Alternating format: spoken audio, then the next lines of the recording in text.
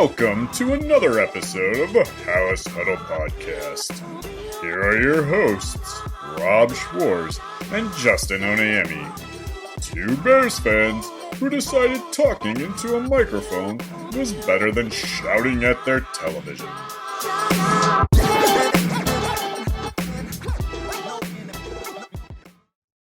Welcome in to the adult show.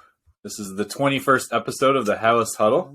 Yeah, we are now of legal drinking age here in the United States. I see what you did there. Yeah, not really technically an adult because 25, they say, is when your brain.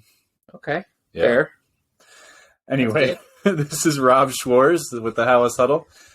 As always, joined with my co-host, Justin Onayemi. Yeah, it's good to be here. Normally when I watch the game, at least since we've been podcasting, I've been taking down notes. And today we're doing this show, no notes. No notes. No notes. No notes. No notes. Yeah, I didn't take any notes. Mental notes, quite a few. So I look forward to kind of getting into those. And instead of a segment, we were just talking pre-show. I had two questions I wanted to ask you and not give you any advance notice of what I was going to ask. And you said you have one for me. Yes. So we're hoping it'll be, I'll ask you, you ask me, and then I ask. But if one of our questions is a duplicate, I guess. And I think they're all Justin Fields related. Mine is. Yeah. Okay. So. Well, yeah. Right. Don't give it away. Don't give it away. All right. So first we'll break down the game, then we'll go to that little mini segment part. Yeah. Okay. But before we do that, I do want to say we are doing a giveaway on Twitter. Obviously, everyone who's listening probably follows us on Twitter. This is going to be the first giveaway that we did. I don't know what's going on. A little bit of a glitchy thing here. We're having weird stuff on our end here, so we're gonna plug through though. Yeah, everything looks to be recording okay. So let's just keep going. Maybe not. We're gonna pause it and come back. We can keep going. It's just gonna keep happening. Okay. Don't let it phase you. All right. So anyway, we're gonna pause the giveaway also. That's true. Okay, that's what we are going to pause. We're going to pause the giveaway, and we are going to extend it.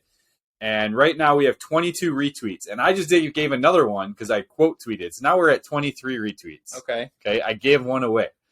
We want to get to 100 retweets for this giveaway to happen. It is a 11 by 14, not an 8 by 10, 11 by 14, so a little bit bigger, a little bit nicer print that is available through NFL.com, but we're going to go ahead and purchase that and send it to one of the lucky people who are either following us, and they were supposed to tag someone and retweet. Okay. If I find that you just are following all of us and you retweeted it, I'm not going to penalize you. That was just, we put rules in place, but I'm not like, Hitler here and going to make everyone follow all the rules. Yikes. Okay. As long as you're close. But the key is following all three accounts, myself, Justin, and the House Huddle, okay? And we're going to give that away. And as soon as we give that away, then we can get on to the next one because we're talking, I think we're going to have at least two more before the end of the season. We'll keep it a surprise for now. And they're only going to, as Justin said, they're only going to get better, right? So that's, the sooner we can get to this one given away, the sooner we can go on to the next one. Which isn't bad. It's a nice picture of the slip and slide victory in week 1 against the Niners. If you think about it, that photo could be like the photo, like the starting point of when the tides turned for the Chicago Bears and Justin Fields became like great, right? Like this is the season. And that was kind of like his, I know he's had some rough moments along the way, but that was kind of like his coming out party. It was like, he was the one that kind of led that. He like won the game. It was good. And it was nothing compared to today, and yet we're talking about a loss. Yes. So that's kind of iffy and ironic. However, I don't want to give away like big time takes here, but to see such an incredible performance and then have it be a loss, I guess the only bittersweet thing is like this team just keeps proving to you they're not quite ready to make the next step towards a playoff run, in which case they made their pick a little better. Yeah. I don't like tanking. I don't believe in it. But this isn't tanking. This is, some things are going very very well, while other things are just not there at all. And they're, we won't get into the pregame part of it, but like they're separating themselves from the really bad teams. And it's the ideal situation. You're seeing Justin Fields' growth and development. You're seeing the team come together in certain ways. The play calling has been phenomenal. In the beginning of the year, I was like, oh, we don't have to worry about Luke Getsy getting stolen. I don't know. If this keeps up, there could be some suitors for him as a head coach, which could be kind of a bad thing. Daniel Hackett. Let's hope that let's hope that he gets at least another year here with Justin Fields before that happens. But the best outcome is a loss with Justin Fields' growth and development and some of the other younger players' growth and development. As long as it's leading to 2023, it's okay that the draft pick is going to be in the top 10. And like you said, I'm not looking to be the Carolina Panthers and have the number 1 pick. Detroit. Well, they won today. They won today. Green Bay might be the number 1 pick. Green Bay have a higher draft pick than the Chicago Bears in 2023? Wow. I think so. And they might also be looking for a quarterback. Yeah. I mean, it's Jordan like, Love. We're turning this into a Packers podcast, but hey, they sometimes steal our ads. Can I go? Yeah, I want to go to your Luke Getsy thing. So Bears have played 9, and they have 8 more to go. Yeah. And from what we've seen from Fields through 9, but especially over the last 5 weeks, he's starting to show that he is that dude. Yes. And when you have that guy, I don't know if changing offensive coordinators is going to make so detrimental. Sure. I mean, you have to learn a new system and new verbiage and all of that. But if you're starting to show the types of skill set that he has, that clearly is one of a kind in some cases. I mean, that 61-yard touchdown run, which it wasn't a straight line. No. And what set it up was a beautiful awareness when he got close to the line to do a sidearm pump fake that froze a guy. And I think it wasn't just a pump fake. I think he really wanted to throw it. Yes, I agree. But chose to not because the guy didn't come off the defender didn't come off. Right. But that's, again, growth and development that we're continuously seeing because he's keeping his eyes downfield. His eyes are upfield. I keep coming back to it, and now we are officially at the halfway point. Yes. I said when we were doing 2 truths and a lie, my truth was the game will slow down for Justin Fields. That nothing could be more true. Right. He's seen the field. He's knowing when to run. He's knowing when not to. Mistakes still happen. Bad plays happen. He threw a weird pick that actually they luckily had offsetting penalties. Yes. That was pretty disappointing. But, I mean, he's setting NFL records. Yep. And the game is being called very, very well by Getsy. We started to see a little glimpse of what life could look like with Claypool, and I like what I see. I told you last week when the very first offensive play of the game for the Bears, they threw deep to Equanimeous St. Brown. I think we're going to talk about him later. And I said that ball has to either be caught, or I said a good receiver would have caught that ball or induced a pass interference. Now I know Claypool did on late in the game, and that should have been called. But he did early in the game as well. He made an impact early in the game drawing a pass interference. He did. But if you're going to call the Eddie Jackson PI, if you're going to call that pass interference, you have to call. The guy was wrapped around his waist, pulling him backwards. Eddie Jackson's, he turns and looks to the ball. Eddie Jackson, it should have been offensive pass interference. Well, I won't go that far. But he turns to look at the ball, so he is kind of making a play on the ball. He is. And then, because Waddle stops, they hit each other. Yes. Not to mention, a step before that, they clipped their feet a little bit, which is actually what made Eddie Jackson kind of lose his balance. And normally, I've seen much worse, where both guys fall to the ground, not called if it's their feet getting locked right, up. unintentional. So contact. That one, I don't think should have been. But you called it. Then, at a crucial time in the game, what was way worse to Claypool, which I almost feel like 2 guys pass interfered with him. The safety coming over might have timed it just right. Yeah, but no, the corner had his arms around his waist and Yes. was pulling on him. Yes. And might have had his other arm on his... Yeah, you couldn't see the backside on his as well. back. But that right there was enough. And the ref was standing right there. right in front of the play. Like, almost as close as you and I are right now. I don't know, man. And again, the last thing I want to do is turn a podcast or even a conversation into just The refs blew it. At NFL officiating on Twitter. Go ahead, have at it. Actually, no, here's the thing. Let's reframe it then. That was a missed call, missed opportunity. And the old way of thinking about pretty much any Bears team I've watched, I tweeted about how I'm 40 years old, and I pretty much have been a fan that long. I mean, you all might not believe it, but I didn't have teddy bears growing up. I had these little plastic footballs. I mean, from pretty much the very youngest age I could be a fan, I was a fan. But the normal way of thinking is that call was blown. That's why we lost. We have no hope. No. You always felt like you had hope. Yeah. You always felt like Fields will make a play or he'll help someone else make a play. All of a sudden, Kmet looks like something. Yeah. Mooney. 3 touchdowns within 2 weeks. Right. So, but then a little later, 4th and 10, you never want to be in that situation to begin with. And the first glance on the TV, I couldn't tell if it was a good throw or not. And I couldn't tell if he was going to run because once you make that decision to run, you got to get all 10. Yeah. And he probably could have easily gotten 7. Right. You need all 10. It's 4th down.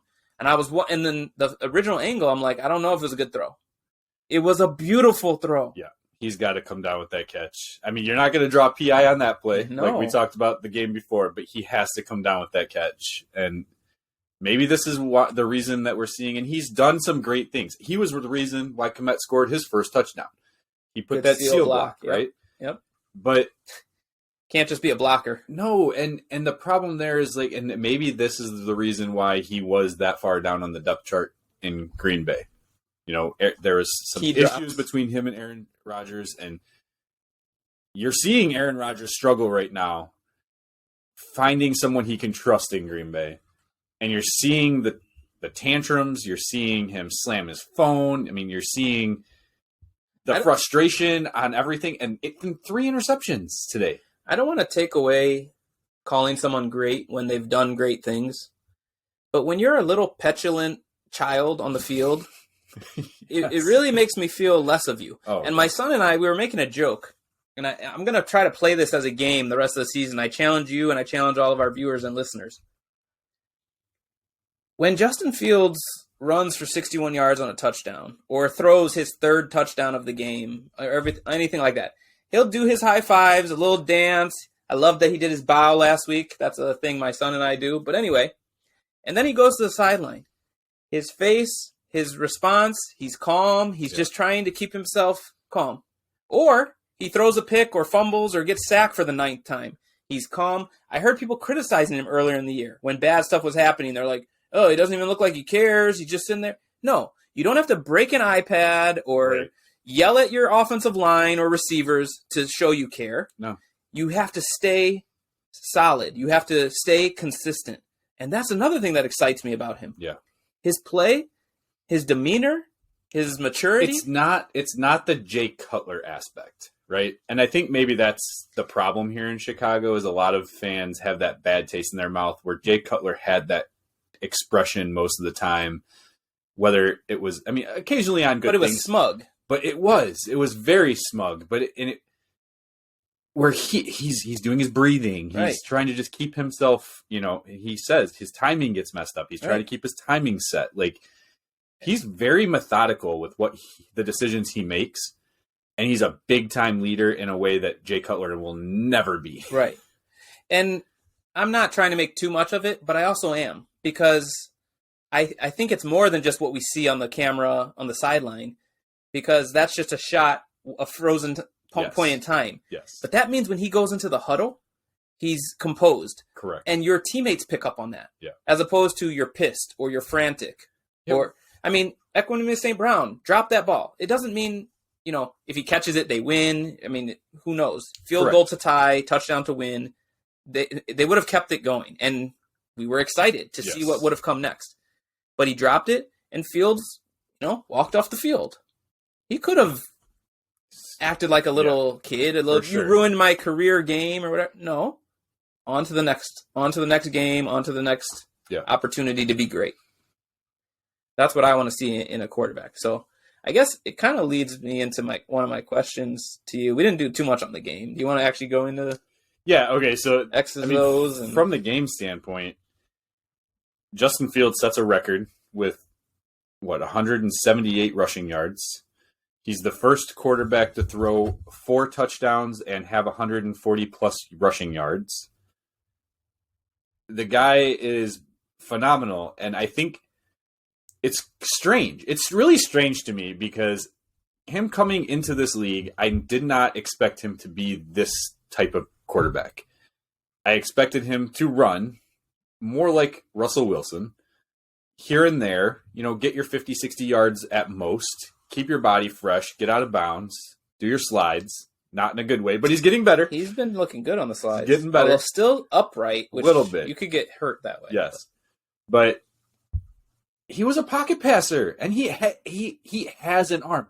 So I heard a comparison, and this is the reason why I kind of segued into this. I heard a comparison on the post-game show. I had fully admit I did not watch the second half live. I had to go to a kid's birthday party. That's a party foul already, I think. Yeah. Sue, if you're listening, because you did say you're following our podcast. You haven't listened to it yet, but you're following. I love you, but yes, it was a little bit of bad timing. Actually, you know what? I'll say this. Next season, if you schedule something on a Bears Sunday, that's a mistake. Yeah. This season, I can kind of understand. They're rebuilding. And that shows you where the trajectory of this team is. But anyway, right. Go ahead. So, anyway, I was at a kid's birthday party. I had to watch the second half. I was following along on my phone. I had to watch the second half when I got home. No notes. But on the way, I heard on the radio, on the post-game show, and I'm not a big fan, but Mully from 670 The Score threw out a comparison of Justin Fields to Lamar Jackson. And I'm not going to tell you why he did that, but they are obviously big-time runners from a quarterback's perspective. But he talked about how he isn't sure if this type of play is how you can win playoff games, because we haven't seen Lamar Jackson do it with Baltimore. But here's my thinking, and someone did bring it up, and I don't know who else was on the segment, but somebody did bring it up. Lamar Jackson wasn't known as like this refined technical passer in college, right? In fact, some people wanted to put him in the category that he needed to either be a running back or a wide receiver. Those people are dumb. Well, I didn't want to interrupt you. Skin color has something to do with it. There's a whole racial element to that that is very problematic, because he was a better passer than people wanted to say he was. But I don't think he was as good as Fields. Not even close. So that's what I don't like about the comparison. However, I do think Lamar Jackson had a raw deal on getting that type of feedback of you should just be a running back or a receiver. For sure. Because he wasn't as bad as people tried to make it seem. No. But go ahead. And he's improved. I mean, if you look at him today versus his rookie season, he's vastly improved. Won an MVP. And I also think you can't sit here and say that his type of play can't win playoff games. He's in the toughest conference in the AFC. He's come up against Mahomes and Tom Brady, and I mean it's a ridiculous take, and it's the reason why I brought it up. Okay. And racial aspects aside, because I mean I hinted at it. I didn't want to just come out and say it, but I hinted at obviously that there was some people, even when Justin Fields was drafted, talking about how he needed to run. He's always been a pocket passer, even in college. Like, he was a pocket passer who can run occasionally. Now he's rushing for nearly 200 yards in a game. But he's doing what he needs to do, and you see it on third down constantly. This happened a lot today. And they talked about it in the broadcast, and I picked it up when I was listening to it before I came over. He was interviewed, and he talked about when he is on a third down play, he wants to pay attention. And before he scrambles, he knows, are they in man coverage or are they in zone coverage? If they're in zone coverage, I'm looking for where to throw the ball. Mm-hmm. If they're in man coverage, I'm looking to run. Yeah. And here's what we're seeing. They know that he can pick apart zone coverage. So most defenses are running man more often against them. Right. This is why we're seeing them run. Yeah. Now, when they start changing it to zone, we're going to see the opposite. And he's going to start picking them apart with passing. He can do both. And that's what makes it very incredible to watch this ascension he's on. Yes, it's been fantastic. At one point in the game, so I don't know how it ended, but it was pretty late in the game.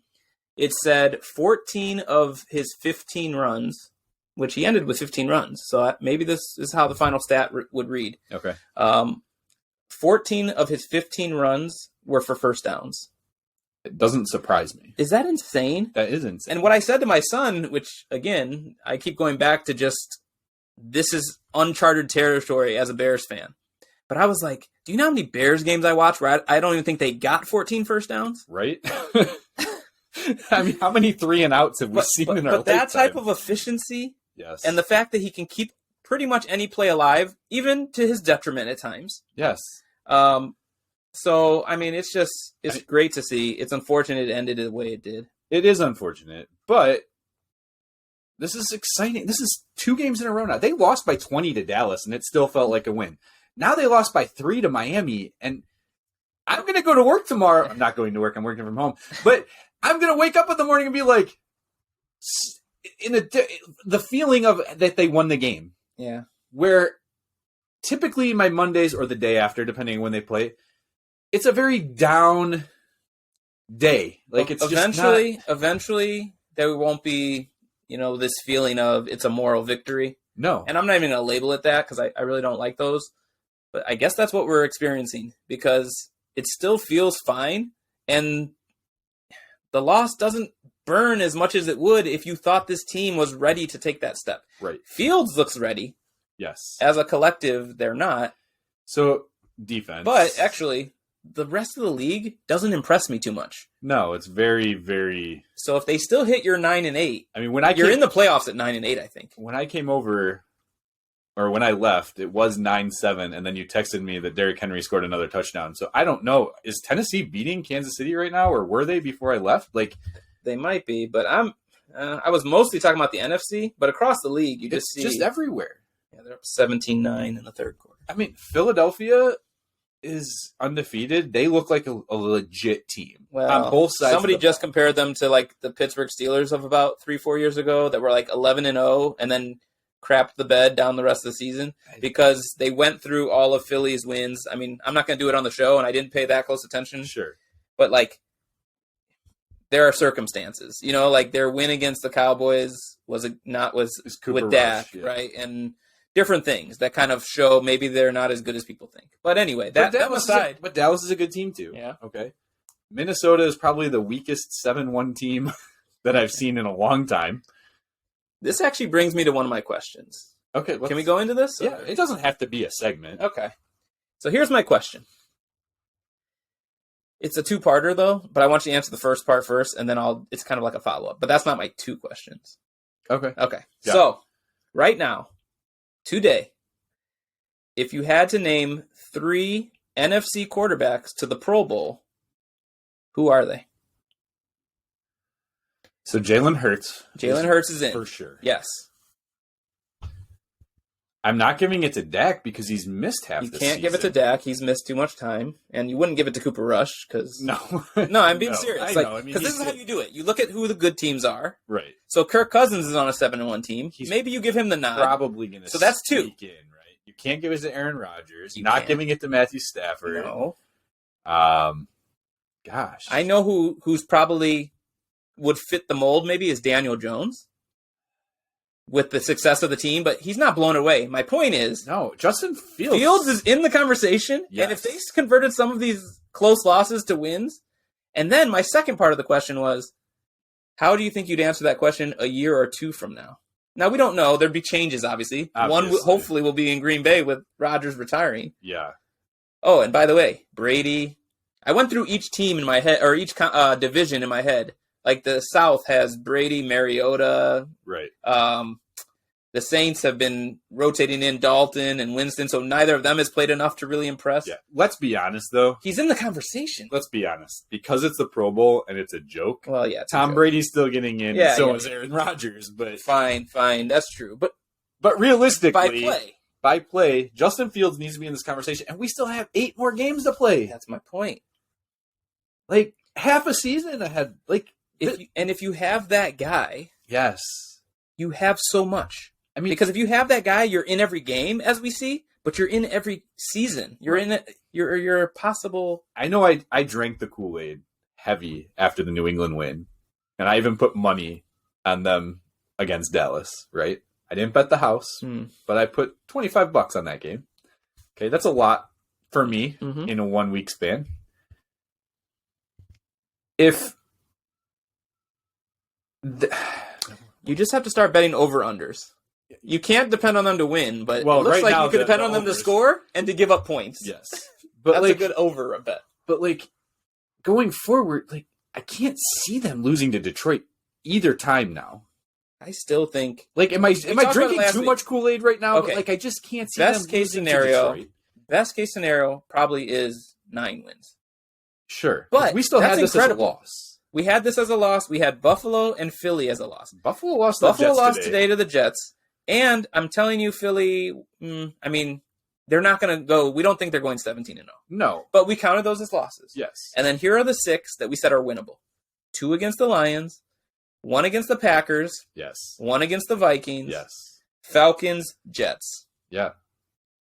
If you win 4 of them, you're at your 7 and you win your season bet. Yes. If you win 5 of them, you're at 8. That's what I predicted. If you win all 6, you're at 9, which is what you I predicted. And I think 9 and 8 probably gets in the playoffs. That's true. That's very strange. But All right, so let's back up for a minute.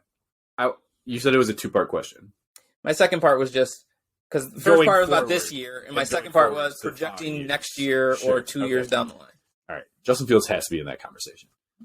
which is uncharted territory, I think, for a fan base, their fan base. So we're definitely on Justin Fields right now. He's making our lives fun from a Chicago Bears fan standpoint. But there's some issues with this team still. So like I just want to touch on them for a minute. Okay. I was thinking about it while I was watching, and this is going to go into an article that I'm going to write throughout this week, is what their focus needs to be position-wise in the offseason. And I'm going to break down, and I'm going to look more in depth than what I'm going to do with you right now in conversation, but like where you can find those players. Can you find them in free agency with all the money that you have, or do you need to turn your attention to the draft? I'm going to tell you right now, I know they traded away Roquan Smith, and people are going to think that linebacker is an issue, and it is. Too many times I saw Nicholas Morrow not being able to... In front of them is an issue. That is also, but I mean from a coverage standpoint, the touchdown that Wilson got, was Brisker and Morrow ran into each other. Right. Like, you can't have that happen. Right. I understand. And it's a good play call by Miami. I'm not going to discredit them. They're a good offensive team. But I feel like if you have a legitimate coverage linebacker, those things aren't going to happen as often. And then to your point, the defensive front. There was no pressure again today. They have 13.5 sacks on the season going into this game. They got 1 because of a bad snap. That sounds higher than I thought, to be honest. And I don't even Brisker know who got with 3. Who got credited for the... Oh, the bad snap? Yeah. Maybe Justin Jones. Maybe. So, and Justin Jones almost got in another one and got I like how he's playing. I'm telling you, intentional I like how grounding he's playing. call. So Which they didn't call. No, they did. I don't think so. Okay, No, so I watched that pissed me off. They I said number watched- 30 was in the vicinity, and I was Did like, they pick "What?" it up? Because I Yeah. saw they put They the never- flag on the screen. Yeah, they said And number I 30 was was in the watching- vicinity. He's going the other way, and he's blocking. It was bad, man. Okay, so I was don't like watching the that. condensed version, and they quickly go away from all the like in between stuff. Okay. So they must have cut away. And They I should have just a whole assumed- segment of the refs' bad calls, because Right. there were quite a few. That you reminded me of another one. That pissed me off. So So- go ahead. So the defensive front, they Yes. need, and I do like how Justin Jones is playing, but I also feel like they need someone who's more of a 3 technique than Mhm. he is. If they want to move him to the other side and he plays the 0, and then you get somebody to play the 3, I think that could work. You know, Jalen Carter was brought up on Twitter. Like, if Chicago keeps losing, like that could be an option if he falls. You got 2 for sure quarterbacks that are going to go within the first 5 picks. So it's definitely possible that he drops. And I like their defensive ends, but they need... Well, they're playing Muhammad a lot. Right. They need to have someone that they can count on beyond Muhammad. Because the 2 younger guys, they're making too many mistakes. And it's okay. Yeah, they're getting sucked in on rollout Yeah, actions. Over pursuing, Yep. not containing. I just want to point out another ref mistake, and it didn't bite the Bears. But on the 4th and 1 that Miami went for, Muhammad got held so bad. And didn't even because their notice. initial read was to the left to Hill. It was a 4th and 1, and Hill just goes straight out into the flat and Yeah. was covered very well. That was the initial read. That's where Muhammad was coming around the edge and gets held so bad. And I called it live like, hey, it's a hold, because that throw should have been made. Yeah. Tua missed him there.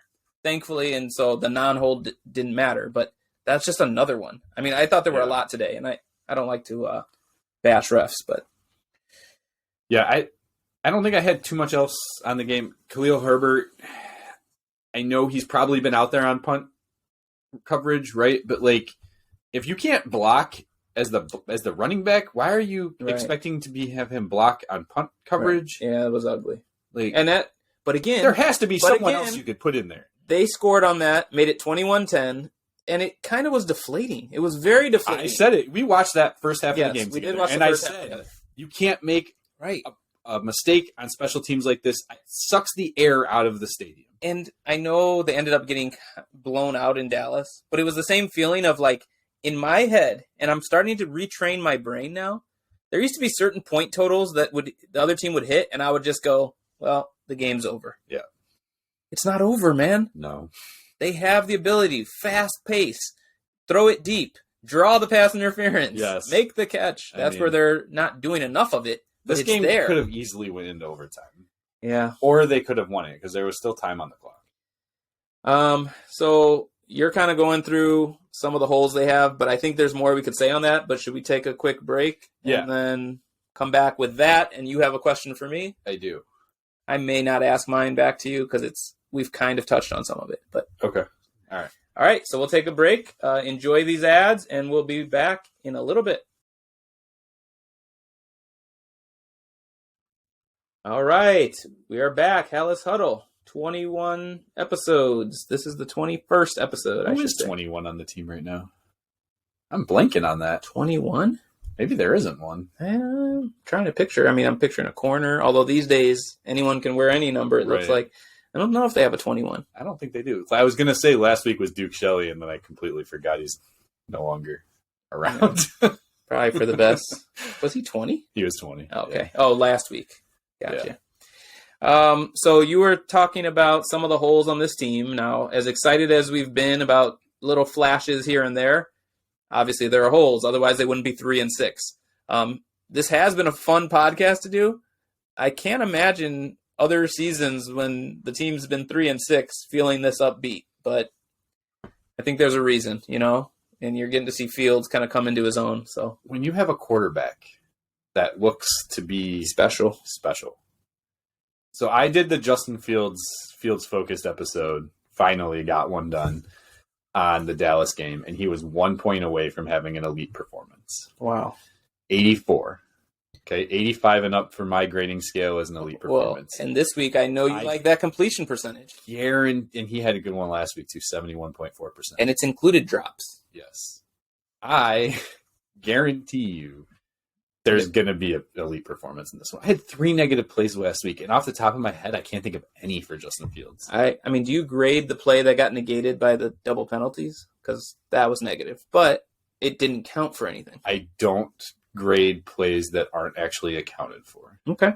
So that comes off the board. That one stood out to me as ugly and bad. Yeah. So I shouldn't say that. I kind of take them into account. For example, like the 2-point conversion plays. Like this week they went for 2, and it was beautiful. It was.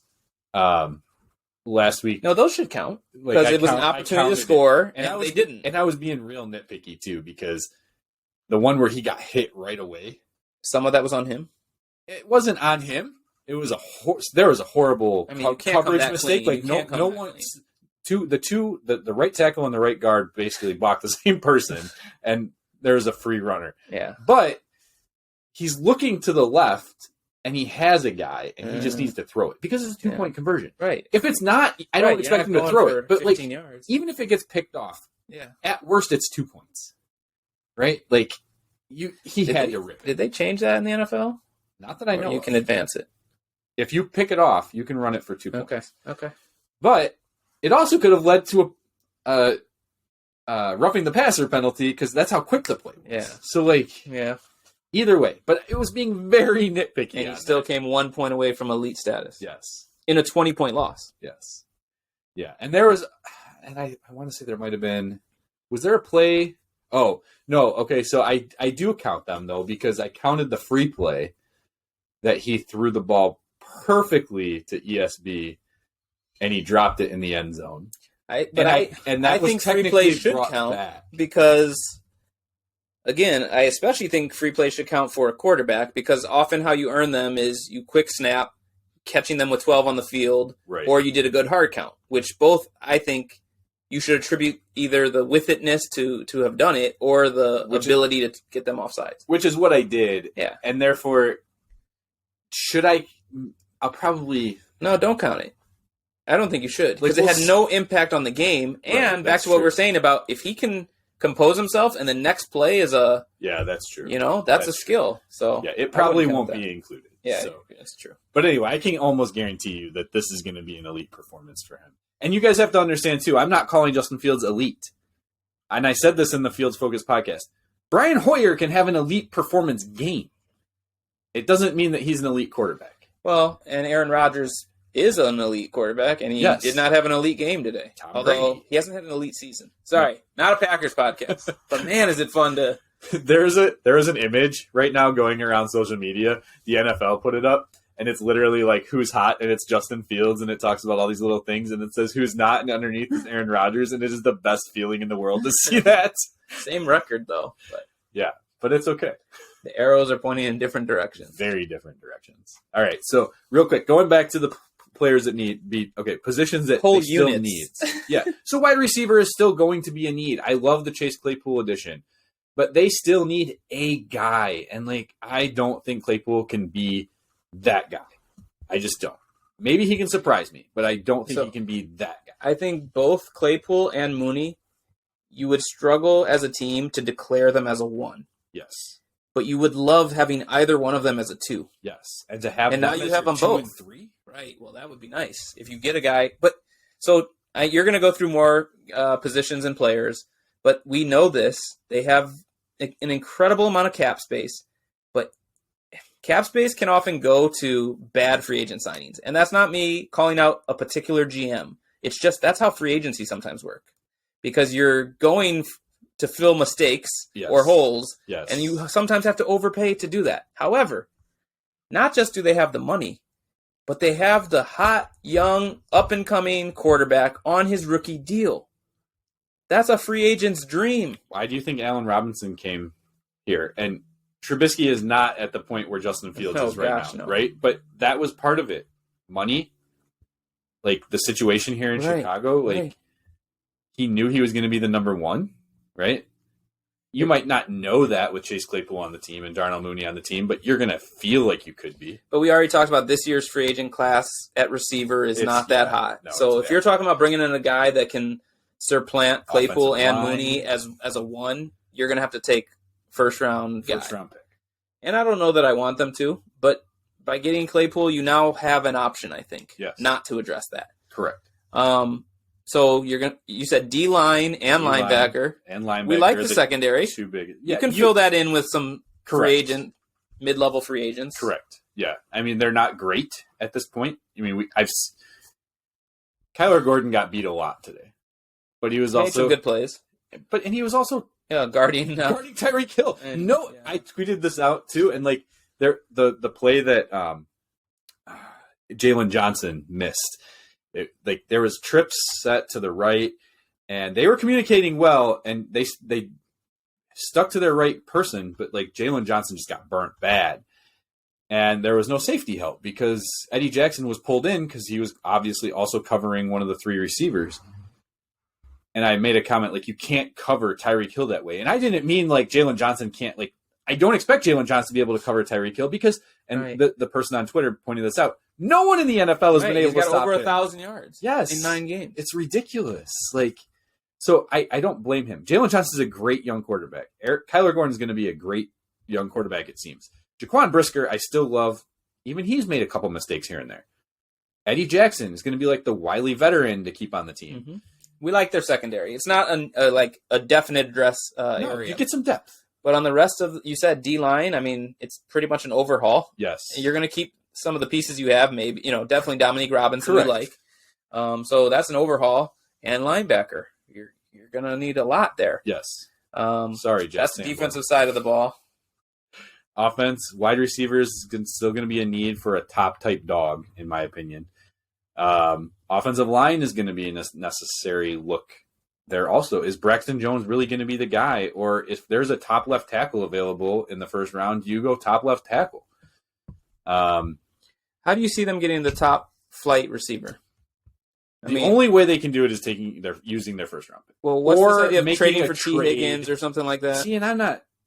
T. Higgins to me is not A.J. Brown. Like, people are referring to like T. Higgins as like, but he's not A.J. Brown to me. Is he a 1 on the Bears? He's a fringe. Well, he'd be a 1 on the Bears. So if you had Higgins, Claypool, Mooney, how are you feeling? How much? It depends to me. And Fields, obviously. To me, it depends on how much draft capital you have to give up for T. Higgins. If you're giving up 5 picks like the Dolphins did for Tyreek Hill, that's too much. But he's not Tyreek Hill. Right.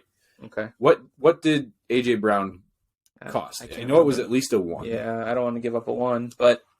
Right, so now you're giving up your 1. I'd rather just take a 1 in the draft. Yeah.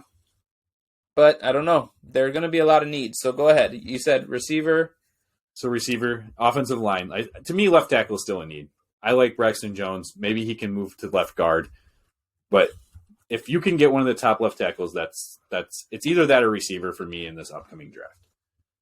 I don't think you're going to find that in free agency. Although there's guys out there like Orlando Brown, and there's options where there isn't age, right? He's getting up there. He's 28. 29. Who was the one I'm hearing?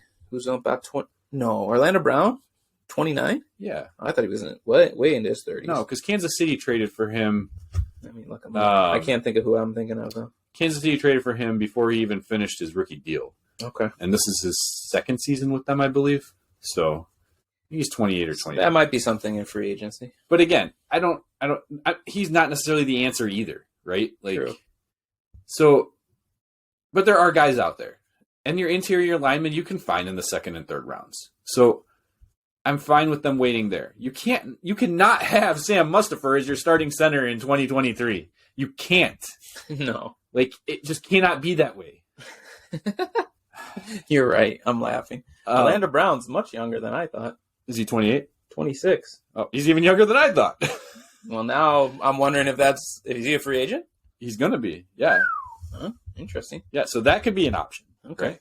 Okay. Well, all of these things you're saying, it helps that they have the amount of cap space they have. Yes. And draft capital that they have. Yes. And I just think with those two factors, I'm choosing to trust Poles. I feel he's earned that. Yes. And the early results look good. We don't know if they're great. We don't know if we know he'll make mistakes in the future. Everyone makes mistakes. Yes. It's just a matter of how big are your mistakes and what safeguards did you put in place for the potential of a mistake. I think getting Claypool, I love the deal. I mean, I'm hearing fewer and fewer critics of it. You kept him off of other teams. I mean, he was a hot commodity. If he was a free agent in 2022, or 2023, right? I guarantee you he'd be one of, if not the top free agent wide receiver. Right. So you got a guy that hopefully, I think he impacted today's game even, and that's with maybe a week of practice. Yeah. At most. He had a drop or two. Yeah. So maybe, again, he's not that one that you're talking about.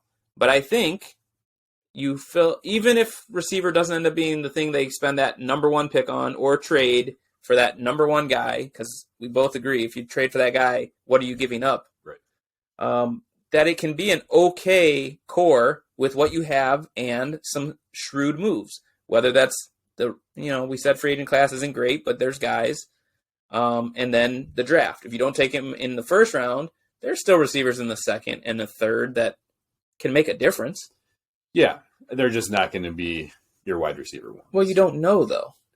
Because sure. Tyreek Hill was a second-round Sure. pick, correct? I think he was actually... Oh, 5th. No, he was I think he was a 3rd. Oh, he was a 3rd. Okay. But still, Cooper Kupp was a 3rd. Okay. There's guys. Right. Like Hunter Renfrow, but again, he was a 5th. But, he's not a wide receiver 1 in my opinion. But there's guys that obviously do emerge.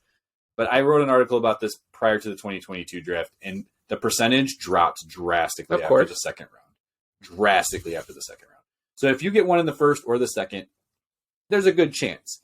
The first round, there's just as much of a chance that they bust, though, too. Of course. I just think we're fast forwarding a full year into the future. Whoever you're bringing in, whether it's free agent, whether it's draft, I feel they're coming into a better situation. So that leads me to my question. Okay. All right. Who would you rather have at quarterback? Justin Fields or Tua Tagovailoa? Well, it's actually quite easy for me. I'd say Justin Fields. I mean, I like everything I see about him. When you look at both those players in terms of arm talent, I rate Fields better. Now, right now, results on the field, I mean, Tua threw for 300, I think, today. Yeah. But when you are throwing to Tyreek Hill and Jalen Waddle, I mean, so many times they just couldn't be covered. And he's making the right reads and he's making the right throws. He's very accurate. Yes. 20. But that's something they talk about Fields max, too. Right? Yeah. But even he was making some of those short ones. I think stature-wise, I mean, the specimen, the factor of Fields. Oh, yeah, that was funny. So while we were watching the game, Justin made a comment about, man, Tua looks slow. And I was like, well, that's just because we've been watching Justin Fields for the last few weeks. I mean, his top-notch speed has been 20 to 21 miles an hour they were clocking him at. Yeah. Well, back to the Lamar Jackson comparison, where I think there is the comparison is on runs that are going to the side, you actually believe that if they can turn that corner, they can take it the whole way. You thought that might happen on one I thought that might happen on one of them, and he still got the first. He got to turn the corner. Far. Yeah, because 14 of his 15, he got a first down. Yeah. So on this one, he got the first down up the left sideline and just lost real estate. One guy to beat. What's that? Yeah, exactly. He only had one guy to beat, and he didn't quite do it. Later in the game, 61-yard touchdown. Yes. Earlier in the season, the one he didn't quite get to the end zone, but 39 yards. Now, the only problem with that is there's times where I think they think they're going to make it, and then they're going to also take a hit on the side. So I'm okay with it as long as they're going to limit the amount of times they're going to be taking those hits. What would you say? And remember, Tua is a year more experienced in the NFL and has a much better surrounding cast. But what is something that Tua does better than Fields right now and you would project into the future? Nothing. There you go. In fact, the pass to Jalen Waddle, that he underthrew Jalen it. Johnson, he underthrew that. Thank goodness, send it. He didn't turn around. He did nothing but put his hands up, but he timed it, and he saw what Waddle was reacting to. I think it wasn't as lucky as you're making it sound. No, but he did a good job. Right, and somehow he avoided them calling pass interference because he never touched him. I'm joking, but had he touched him just a little bit, it would have been called. But yeah, if you're not able to turn your back to get to the ball, they know to watch. In fact, was it DK Metcalf last week? It was. It was he on said something about this. It was on a touchdown.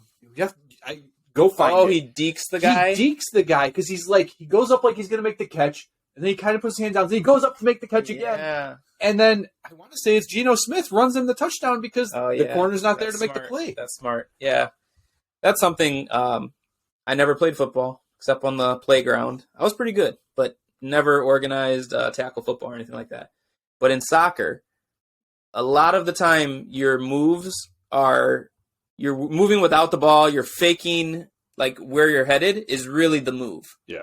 And you can fake a guy out with your eyes when you don't even have the ball to get open. Right. And it kind of sounds like what he did. He didn't have the ball, but fooled him into that. So that's pretty cool. That underthrow, though, wasn't the only one. I mean, there's many times. He does not have the arm Fields talent. Overthrew Kmet down the seam. Yes. So he isn't hitting all of his throws either. No. But I prefer talent. his arm talent over Tua's. Now, let's just really quick. Jalen Hurts or Justin Fields. Maybe a little bit more on the even playing field. You're not going to be able to get me a player that I would take Mahomes. Okay, let's do it that way. I would take which guys would you take over him? See, here's the thing. I would take Mahomes. I would take Josh Allen. These are gimmies or whatever. Yes. But you know what? It's fun to watch a guy on the team I love. Yeah, finally imitate that or look like they could head towards that. Finally, I would probably still take him over Justin Herbert. Well, and the funny thing too, all those guys you just mentioned, because Herbert's another good one to bring up. AFC. Yes. I'm telling you, man, the NFC is it's there for the taking. So that is my next question. So wait, that was my other question. Before we get there, does that mean Ryan Poles is not only just taking back the NFC North, he's just taking back the NFC? There you go. Why stop and don't give it back? So that was my other question. Was just Because I started by thinking, is Fields actually a legitimate person you could say is a Pro Bowler this year on the NFC? And when you say that, it's like, wait a minute. So does that mean he's one of the best quarterbacks in the NFC? Does that mean we're going to have that guy where you're always in the conversation? So my question was basically, and it's just true or false, but I'd like your defense for your answer. Will next year's Bears team be a Super Bowl contender? The answer We have no idea what the roster will be, as you just pointed out. The answer to me is going to be yes. And that's only because we've already said it. I'm going to trust Poles with the unlimited resources he has for free agency, a very strong amount of draft picks. And this is the difference. An attractive situation. And this is the difference that he has. Miami had a plethora. I think they had 3 first-round picks or 2 first-round picks in that draft because they used somebody else's pick for the Kansas City. So they still had a first-round pick in that draft. Poles doesn't have that because Pace constantly traded those higher picks away. Granted, one of them was to get Justin Fields, so I'm happy about that. Yeah, that'll be his lasting legacy. Yes. You didn't do that, Poles. But I'm going to trust that he makes correct decisions to at least put them in contention. See, and then Justin Fields, we're going to expect this growth to continue because he keeps showing us that it's continuing. People will think we spiked the Kool-Aid and we're drunk. But here's my point. I would say the answer is yes, because you only have to get into the playoffs with that guy, and you have a chance. And you look at just the NFC North, Detroit's pretty rough. And maybe they're going to go out and get a rookie quarterback, but to be the rookie coming in and lead your team straight to that kind of stuff doesn't happen that often. And they're still the Lions. Packers are definitely on the decline, and I don't think it's hyperbole to say that this could be the end of it for Rodgers. And then you got the Vikings. I mean, so that's just your division. It's very easy to see how the Bears could come into the conversation next year as they're vying for the division in the NFC North. And you might think the NFC North's a crap division. It doesn't matter because you qualify for the playoffs. How many years... And this isn't a knock on Tom Brady. I still think he's probably the greatest. East. How many years was the AFC East just trash? A lot of Dolphins teams were trash. A lot of Jets teams have been trash. And same with Buffalo. Yeah, that's true. That's true. I mean, I'm going back to the Tyrod Taylor Buffalo years. Almost all of them were getting 2 losses from the Patriots. Correct. But I guess you'd have to look at how did they play against other teams. Yeah, but you're right. I mean, it's kind of similar to what we have seen here with Green Bay. I mean, they typically take 2 against Detroit, 2 against Chicago, and 1 or 2 against Minnesota. So my broader question, in addition to that, was just going to be, as you project across the league, and to tie it to Fields, I was going to say, looking at the quarterback situation of other teams, what quarterback situations would you rather have? Not many. Exactly. So we kind of asked a similar question. Yeah. It's crazy. It's pretty crazy. Bears fans, I don't know how old all our listeners are, but I would say we've never had this type of feel. No, my brother and I don't talk Bears football that often, right? I mean, we do in person, but it's very rare for each of us to text each other during a game. My brother texted me today and said Fields is unstoppable. Yeah. I mean, and he's a fan. I mean, he pays attention to the team, but he's not, we are at this point, right? Running a rival podcast. Yeah, I mean, that'd be weird if he was. That would be weird. Maybe that's our next podcast. We'll start another one. See which one takes off faster. We'll just trash. It's just going to be a trash Green Bay. It doesn't necessarily have to be Bears centric. I mean, it's just the arrow is definitely up, and they will have resources. They have tons of needs, but they have the resources to hopefully address them. Yeah. But every team that doesn't win the Super Bowl the next year is wondering how they can try to get themselves on that pathway. And if you can nail down the quarterback position, you've answered the hardest question to answer. And I'm starting to feel like they have. So I got a weird, random, way out of left field thought that just popped in my head. What's your thought on the fact that Velus Jones was inactive today? Well, my initial thought was disappointment. It wasn't totally a shock. But when you see Equanimeous St. Brown have a key drop in the game, I don't think Pettis made any kind of impact that I remember. Some punt catches. Yeah. Ooh, zing. Yeah, you got me there. But my point is, those guys aren't here for the long haul. So eventually you slot him in. I mean, it's kind of what I'm saying about the position as a whole, because we didn't mention another guy, N'Keal Harry. Yeah. And that's a 1 year. He only has 1 year on his deal. Yeah. So he'll be a free agent. Yeah. I mean, is he a part of your plans? Is he not? Having Mooney and Claypool, who we both think are solid twos, I mean, if you still don't have the one, you don't have the one. Right. But if you have two great twos, now whoever you bring in at 3 should be okay. Like, it makes me feel like even if they don't address the position, which I'm not saying that's what I would like them to, but even if they don't address it with this home run swing, it'll be a decent positional group. Here's what I love. Hopefully he's contributing to it. Here's what I loved about it. Loved that he was inactive? Here's what I loved about it. Not necessarily that I loved that he was. I know But what I loved about it is that they're not willing to just play their guys to play their guys. Right. There's accountability. Equanimeous St. Brown and Dante Pettis are way better blockers.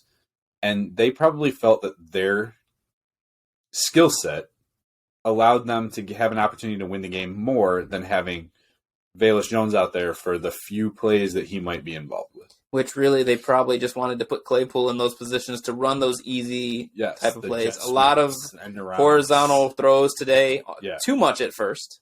They were really trying to get him involved. Well, not all of them were even to him. Right. There were a lot of just horizontal throws. And maybe that's how Gessie wants to run things. Maybe it was to open things up later in the game. Can't blame how the game was called. No, not at all. We've talked about this before. No game is ever going to be 100% real quick, called correct. The last 2 games, it's so odd to say this because it's like, as I think about a game going into it, I'm always thinking, okay, what are the keys to the game? The Bears have been dominating time of possession. Yes. And then still finding ways to lose and just look bad. And defense being gashed on plays is not good. Getting a punt blocked is not good because it helps your time of possession technically. Yes. Because they went off. It was early, it was like the first time I feel like a drive had stalled and it's like, you see Fields running off and then, well, here he comes. Right. And people were even joking like, well, at least we get to watch the offense again. But to own time of possession, I mean, that's an important thing. It is. And it's an impressive thing. So, because they're stringing together first downs and I know we've not making the silly mistakes. So you stringing together first down. I know we've talked about not bringing up the last regime, but I have to in this case. We're seeing 3rd and 1s and 4th and 1s with essentially QB sneaks or tight end sneaks or run up the middle, like with your running back with a fullback in front of them. Yeah. Do you know how many times I screamed for that over the last 4 years? I thought you were going to say with the last regime couldn't even get to 3rd and 1. Well, they were always in 3rd and 8. True, but when they were, they still called the dumbest plays. There's been a little bit of that this year. And I guess if the tight end sneak doesn't work, don't you throw that in the category of that was dumb? We don't really want them calling tight end sneaks. No, but it's a sneak. Like I would be okay with that failing more than the I can't even recall a play, but like weird sweeps. I was going to say weird sweeps to the outside with no lead blocker. Like and you go to the short side of the field instead of the long side of the field. Like we've talked about that a million times. Yeah. Like these are things I'm not seeing, and I love it. Yeah, they've been playing clean games on offense. Yes, defensively. Well, and again, they need that front 7 to be fixed. Yes. And that's where Ryan Poles is going to make his money in 2023. Yeah, you're getting an interior D lineman and an outside D lineman from free agency, I imagine, and you're addressing that position somewhere in the draft. Yeah, you're going to get multiple linebackers in free agency and the draft. Yeah, and we said the backfield of the defense is pretty good. Yeah, you probably will add a player or two. Do it. You shore up that front 7. That backfield is going to look even better. And another year of experience. Yeah. So, well, it's exciting. We're obviously, between now and then, going to talk about this more And in the offseason, we're going to have so much to talk about. So that'll keep the podcast going. Maybe not as frequently as we are now. No. But there'll be tons of stuff where we're like talking about free agency. We're talking about the draft. Yeah. Well, we'll get there. And I don't really have much to say about the Lions game. We ran this long. I think it was just like way too exciting. Yeah, it was very exciting. No notes. Baby. Exactly. So that there was no no outline or structure at all. But just a quick thing on the Lions, like there's no way that Chicago. I'm very curious, and I'm sure it's probably out already. 2-point favorites. That's it. It's a home game too. Wow.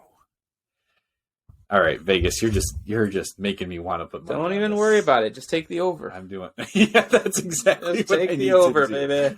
All right. So anyway, where I'm going with it is also it's my birthday, right? Yep. So I'm actually going to be at the CHGO. This says 2.5. Okay, I'm going to be at the CHGO Tailgate Sports CHGO Bears tailgate next weekend. I don't know what I'm doing for watching the game. I'll have to figure that out. Either down there or coming back early. I have no idea yet. But maybe they'll just let me come watch it at their place. I know you guys don't listen to this, but if you did, Will, Nick, the invite back, trust me, I'd be more. It's my birthday. Come on. Right. And then we'll probably either podcast late that night or maybe it'll be Monday. But let's get this 100 retweets out. Let's get some likes. Let's just get some comments on our podcast. Like, again, I keep saying comments make us better. If we're going to continue doing this and you're not liking it, I don't want you to just turn away. Tell us what you want to hear, and maybe we make that happen. Yep. So sounds good, man. So happiest I've felt they're on a losing streak here, and we're still feeling pretty good. Yeah. So kind of a weird thing as a fan, but I'm enjoying it, and I'm enjoying doing this podcast with you. Same. So keep it up, man. All right. I got nothing. Go Bears. Go Bears. Bear down.